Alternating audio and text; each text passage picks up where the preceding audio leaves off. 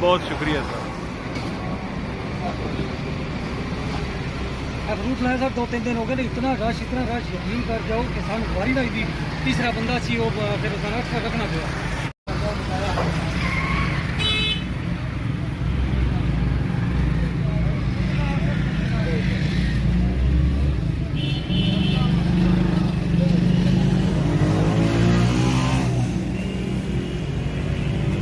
जी sir. बिस्मिल्लाहिर्रहमानिर्रहीम, अस्सलाम वालेकुम। की हाल है दोस्तों, ठीक हो? खैर खरीयत तुहाडा अपना भरा मंजर बाटा तुसीं दे यूट्यूब चैनल चलता फिरता टीवी मंडी बहुत दिन विच जांदा पिया मूं बेरे वाले रोड ते ये मलकवाल है, गलबत मलकवाल ही है जी सर। मलकवाल दी तहसील दा गांव है बादशाहपुर। हाँ, बादशाहपुर। इत्थे नाल वाला मेरा गया है कोई ईजी लोड करावन या ईजी पैसे करावन। मैं इत्थे ब्रेक लाई ने ते एक दुकान ते मेरी नज़र पई है। दुकान ते लिखिया होया भी बगैर मुनाफा तू सब्जी ते फल फ्रूट तुसीं ना ये तू बगैर मुनाफा तो लै सकते हो। तो मैं रह नहीं सकिया क्योंकि मेरी ये आदत है वीडियो बनावनी। मैं रह नहीं सकिया, भाई और बैठे मैं कि नाम दे नाल पूछ लिए। भाई अपना नाम दसे तो। जी सर, मेरा नाम है सर सईद अहमद।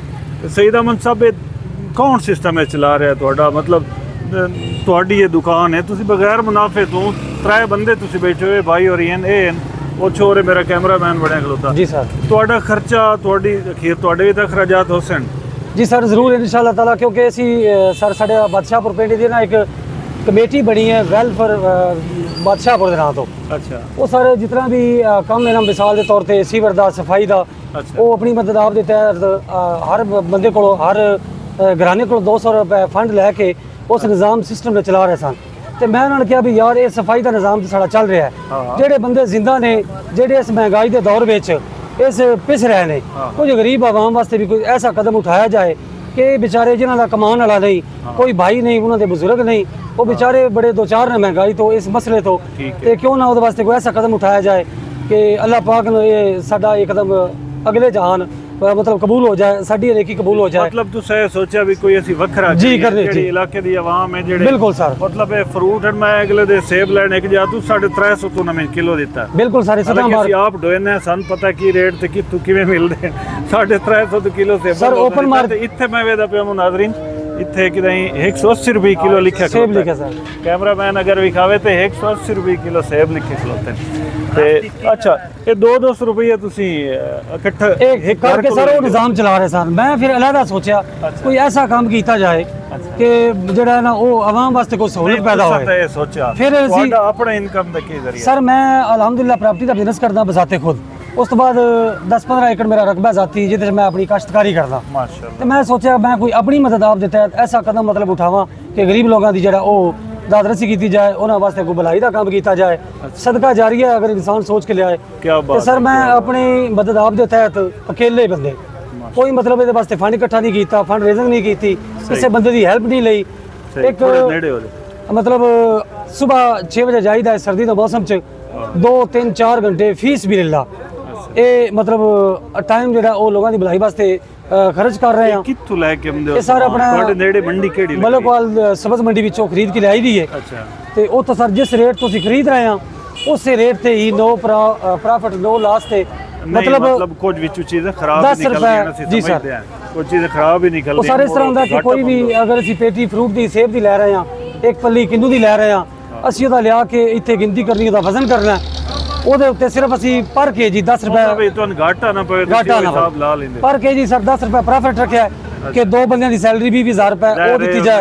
जी सर, छापर का खर्चा 500-600 का छापर का खर्चा निकल जाए। दुकान का किराया भी जी दुकान का किराया नहीं, क्योंकि सारे सरकारी राजी है, हाईवे दी राजी है, वो सारे कैबन 70-80 हज़ार रुपए का बनवा के ते अपने कोलों वो सिर्फ एक जगह समान बच जाता फिर उस दे विच। नाम साहब मैनू तो हकीकत इन्नी खुशी हुई है ना तुहाडा ये काम वेख के मैं रह नहीं सकिया। मैं कि यार क्यों ना वीडियो बनावन दा मेरा मकसद ये है ताकि मेरे जेडे साहब हैसीयत विराट वेखण वाले ताकि उन्होंने भी रीस आवे तुहाडा ये कदम वेदे मैं तुहाडे ये काम वेदे उन्होंने भी रीस आवे भी वो भी कोई फलाई। सर अल्हम्दुलिल्लाह सारा पिंड जेड़ा है वो भी बहुत मतलब इस काम तो खुश है, और जितने भी साइड के पिंड ने सारे इतों सब्जी फ्रूट सस्ता लेके जा रहे हैं, और जितने भी शहर के बंदे ने आउटसाइडर बंदे ने बंदे हिचकिचाहट महसूस करते हैं भी यार इस दुकान तो क्यों लईए, लेकिन सारे साडे एहसास कमजोरी का शिकार ने।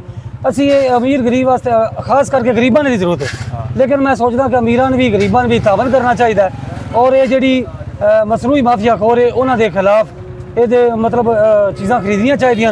ਤਾਂ ਕਿ ਇਹ ਦੂਸਰੇ ਪਿੰਡਾਂ 'ਚ ਵੀ ਰੁਝਾਨ ਜਾਏ ਔਰ ਸਾਡੀ ਤਰ੍ਹਾਂ ਕੋਈ ਸਾਡੇ ਭਾਈ ਜਿਹੜੇ ਨੇ ਉਹ ਇਸ ਬਾਰੇ 'ਚ ਮਜ਼ੀਦ ਕੋ ਕਦਮ ਸਹੀ ਉਠਾਉਣ। ਸਾਹਿਬ ਇੱਕ ਹੋਰ ਗੱਲ ਪੁੱਛੋ, ਕੋਈ ਲੋਕਾਂ ਦਾ ਇਤਰਾਜ਼ ਤਾਂ ਹੁੰਦਾ ਸੀ ਵੀ ਯਾਰ ਇਹ ਹਲਕੀ ਕੁਆਲਿਟੀ ਦਾ ਸਮਾਨ ਰੱਖਦਾ ਹੈ। ਸਰ ਨਹੀਂ ਅਲਹਮਦੁਲਿਲਾ ਤੁਸੀਂ ਚੈੱਕ ਕਰ ਸਕਦੇ ਹੋ ਸਾਡੇ ਕੋਲ ਕੇਲਾ ਹੈ, ਇਹ ਸੇਬ ਹੈ, ਹੁਣ ਤੇ ਥੋੜਾ ਜਿਹਾ ਰਹਿ ਗਿਆ, ਸ਼ਾਮ ਦਾ ਟਾਈਮ ਕਦੀ ਸਵੇਰ ਟਾਈਮ ਸਾਡੇ ਕੋਲ ਆਓ, ਇਹ ਮਤਲਬ ਅਮਰੂਦ ਦੀ ਕੁਆਲਿਟੀ ਚੈੱਕ ਕਰੋ, ਬਾਕੀ ਚੀਜ਼ਾਂ ਦੀ ਕੁਆਲਿਟੀ ਚੈੱਕ ਕਰੋ। ਅਲਹਮਦੁਲਿਲਾ ਅਸੀਂ ਜਦੋਂ ਮੰਡੀ 'ਚ ਬੋਲੀ ਹੁੰਦੀ ਹੈ, ਬੋਲੀ ਤੋਂ ਪਹਿਲੇ ਇਹ ਹਰ ਚੀਜ਼ ਉਹ ਤੋਂ ਉਠਾ ਲੈਂਦੇ ਆ, ਤਾਜ਼ਾ ਫਰੈਸ਼, ਔਰ ਅਲਹਮਦੁਲਿਲਾ ਜਿਤਨਾ ਸਮਾਨ ਲਾਈਦਾ ਹੈ ਉਹ ਸ਼ਾਮ ਤੱਕ ਸਾਰਾ ਸੇਲ ਹੋ ਜਾਂਦਾ। ਤੇ ਕਿਤਨੀ ਇੱਕ ਸੇਲ ਹੋ ਜਾਂਦੀ ਹੈ ਇਹ ਰੋਜ਼? ਸਰ ਕਦੀ ਮਤਲਬ ਇਹ ਗਾਹਕ ਤੇ ਡਿਪੈਂਡ ਕਰਦਾ ਹੈ, ਕਦੀ 40,000 ਹੋ ਗਈ, ਕਦੀ 50,000 ਹੋ ਗਈ, 60,000 ਹੋ ਗਈ।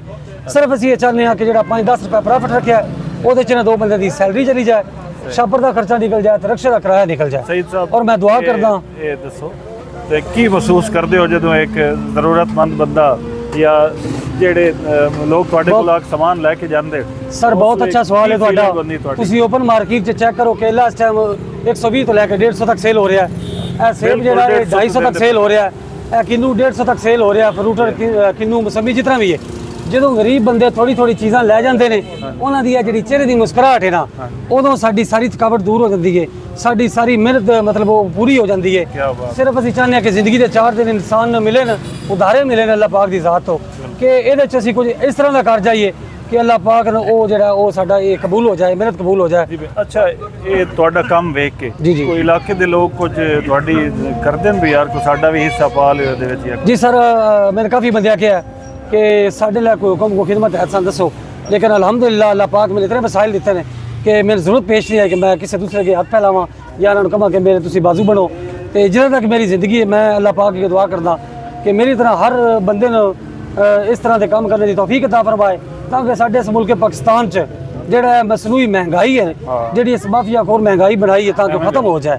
महंगाई है नहीं, असी एक एज ए मुसलमान साने जेब नहीं देंदा कि असी इस्लामी जमहूरिया पाकिस्तान विच ये खुद सख्त महंगाई बना के असी दुनिया के नक्शे ते मतलब असी बदनाम हो रहे हैं। मैं दुआ करदा अल्लाह पाक सारियां नूं इस किस्म दे नेकी और फलाही दे कम्मां च।